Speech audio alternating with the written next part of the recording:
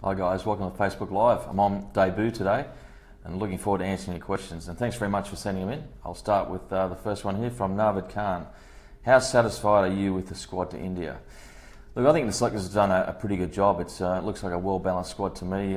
Plenty of options, which is the key. I think there's 5 spinners in the squad, which is something that Australian selectors haven't done before. That gives the captain plenty of options, and they can mix and match depending on conditions. The batsmen seem in pretty good form. I like the fact that Shaun Marsh is back in the squad. I think he can add something in those conditions. He's got a very good record on the subcontinent, particularly against Sri Lanka. The 2 tours he's been there. Most of the batsmen seem in form. Matty Wade gives some extra options with his capabilities with the bat. And I think they're a pretty well balanced squad. And obviously Stark and Hazelwood have been in superb form. So it seems a well-rounded squad. They're going to be tested to the max. It's going to be a tough tour, but I think the good thing is that they can mix and match depending on conditions. Second question is from Daniel McBean. What are the key areas that Steve Smith needs to focus on in India? After being to India a number of times on quite a few tours, I think attitude is key. And we had a saying in the Australian cricket side, attitudes are contagious, is yours worth catching? And what that means, are you going to be a role model to the people around you? Do you want other people to emulate your attitude? Because in India, there's going to be a lot of challenges. It's going to be tough. Conditions are going to suit the Indian side, obviously. The pitches are going to be turning. The crowds are going to be very vocal. The food probably sometimes is going to be a lot different to what you're used to. Hotels, travelling quite a bit around India. There'll be a lot of time for people to think of the negative things. You've got to try and stay positive the whole time and not get too far ahead of yourselves. It's a 4 test match tour. You want to focus in on that first test match, break it down into small sections, try and win the first session of the first day of the first test. Keep it as simple as that. He's going to need to rely on his senior players around him, particularly in the game where it gets very noisy. If Virat Kohli scoring runs, it's almost like a tsunami of support behind the Indian side. So you've got to keep calm in those situations. The players have got to look for your hand signals, because a lot of times you can't be heard as a captain. So that means that everyone has got to concentrate and focus on the captain. So I think keep it really simple. Don't look too far ahead, but make sure your attitude's really good. Greg Barnes with the next question. Would you be giving young Swepson a run in your first 11?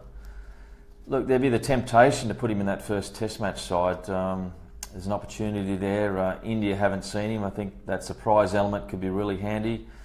I think the selectors and Steve Smith have got to work out whether his temperament is up to it. I think the selectors believe obviously it is, because they've picked him a bit from left field.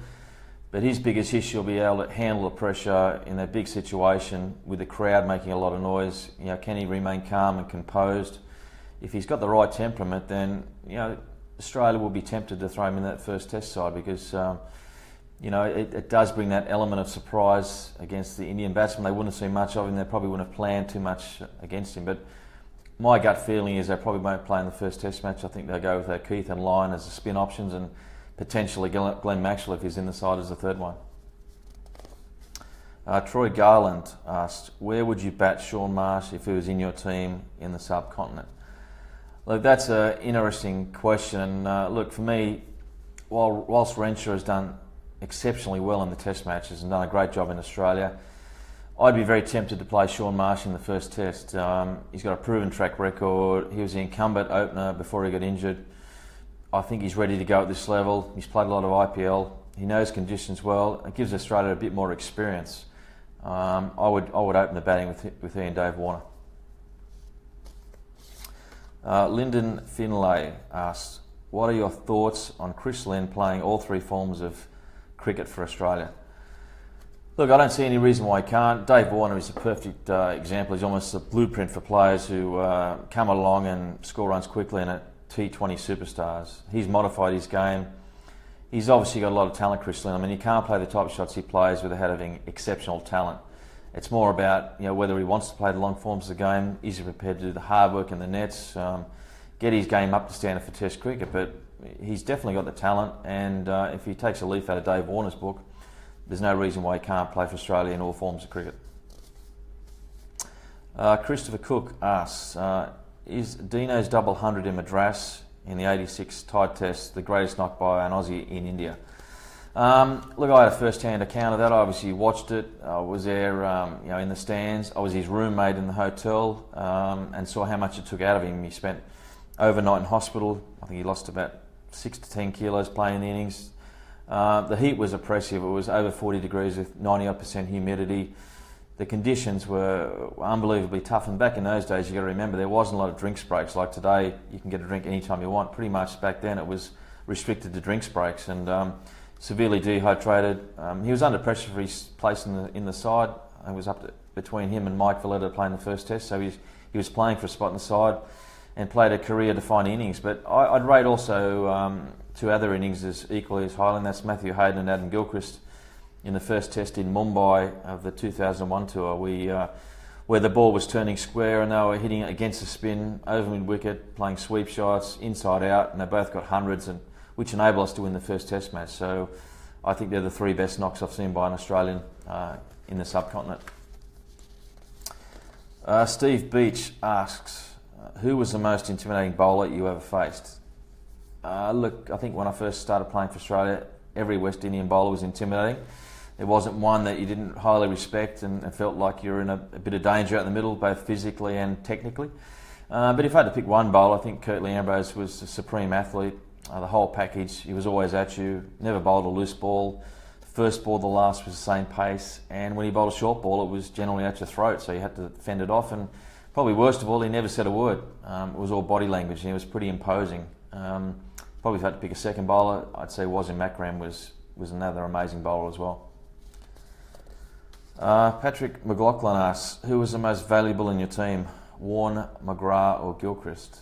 And that's a really tough question to answer. I think I always believe that it took 11 players to win a test match. You obviously had superstars in your lineup, but if you didn't have guys taking catches off those great bowlers or batsmen scoring runs, then those great players probably wouldn't be able to fulfil their potential as well. But they all had a great impact on not only our side, but probably the history of Test cricket. And if I had to pick one player who I think changed the game more than any, he'd probably be Adam Gilchrist. He really redefined the keeper's role, and it's now become you've got to be a top class batsman to be in the side as a keeper as well. So I think when you change the game that much, it means you're something special. And he probably won more Test matches than any player I played with. Batting at 7, he came in and just altered the state of the match or the tempo of the match. And I think a lot of people forget how good a keeper he was. I mean, he was that good that you forgot he was there behind the stumps, and that's a sign of a great keeper that you don't notice him there. And he had everything that you want as a captain. Plus, he was a valuable team member. He gave a lot of input. He was cool under pressure and gave good advice. So I'd go Adam Gilchrist. Catherine Wall asks, would love a shout out for my birthday. Well, I guess happy birthday, Catherine. Hope you're having a fantastic day. I'm not sure what number it is, but enjoy it with your friends and family. Peter Sirocco asks, how many Weet-Bix do you actually do? Ever had a Weet-Bix off with Brett Lee? Well, I'm not really a Weet-Bix fan. I do occasionally have them with milk and honey, but my breakfast, I think, when I was playing was pretty much Cocoa Pops. Can't say it was too good for nutrition-wise, but and these days I'm sort of a bit more healthy with muesli and fruit for brekkie. But I wasn't never a Brett Lee. I think he was 7 Weet-Bix in the morning. There's no way I could have done that and gone out and played. It was beyond me. Okay, so we're coming in. We've got one more question here, which has just come in from Gavin Leary. Do you still have the red hanky? No, the red hanky is now in the Sydney Cricket Ground Museum. When I retired, people thought that was a valuable piece of history. I just thought it was something I used during my cricket days as a good luck charm in my pocket, and I felt it was almost like a security blanket, but it's now in the safe hands of the Sydney Cricket Ground Museum, along with the baggy green cap, and that's probably the best place for it because I do tend to lose things. Thanks, guys. We're going to wrap up now, but thanks for all your fantastic questions. I look forward to catching up with you again and doing some more Facebook Live. See you guys.